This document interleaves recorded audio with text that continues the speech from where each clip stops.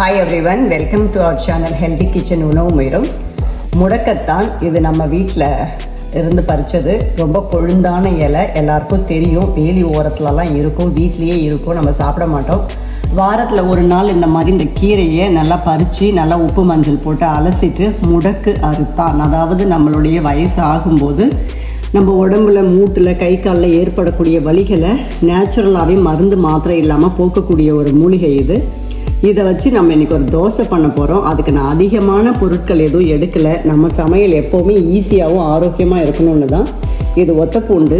இந்த எல்லா பூண்டுகளை விட இந்த ஒத்தப்பூண்டில் மருந்து குணங்கள் அதிகம். அதனால் நான் ஒரு ஒத்தப்பூண்டு எடுத்துருக்கேன், கொஞ்சம் சீரகம் எடுத்துருக்கிறேன், இந்து உப்பு எடுத்துருக்கிறேன். இது நார்மலாக வீட்டில் அரைச்ச தோசை மாவு.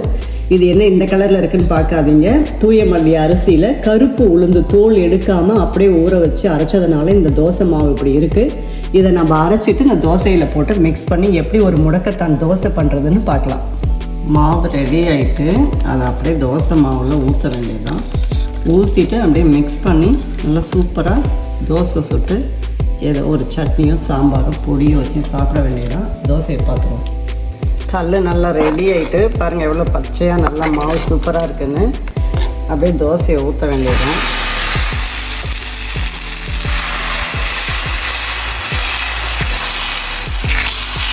இதெல்லாம் வீட்லேயே நம்ம செஞ்சுக்கக்கூடிய இயற்கையான வைத்தியங்கள்.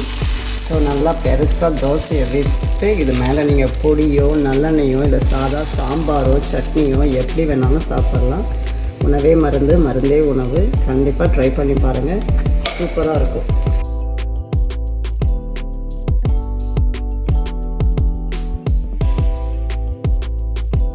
தோசை ரெடி ஆகிட்டு அப்படியே நல்லா கிறிஸ்பியாக திருப்பி போட்டுற வேண்டியதுதான். அவ்வளோதான் தோசை.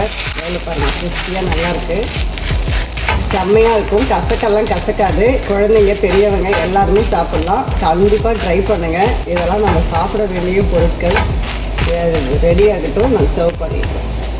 மக்களே, தோசை சூப்பராக ரெடி ஆகிடுச்சு. அதுக்கு ஒரு புளிச்சக்கீரை ஊறுகாய், நான் வீட்டில் பண்ணின புளிச்சக்கீரை ஊறுகாய் ப்ளஸ் சாம்பார். அப்படியே இந்த மாதிரி தோசை முறுமுறுலாம் அப்படியே எடுத்து இந்த மாதிரி ஒரு புளிச்சக்கீரையை தொட்டு இந்த மாதிரி வச்சு சாப்பிட வேண்டியதுதான். என்ஜாய் பண்ணுங்கள், ஆரோக்கியமாக சாப்பிடுங்க, நல்லா ஆரோக்கியமாக இருங்க. நம்ம சேனலை சப்ஸ்கிரைப் பண்ணுங்கள். வீடியோ பிடிச்சிருந்தால் லைக் பண்ணுங்கள். இன்னொரு ஆரோக்கிய உணவோடு உங்கள்கிட்ட நான் மீண்டும் பேசுகிறேன்.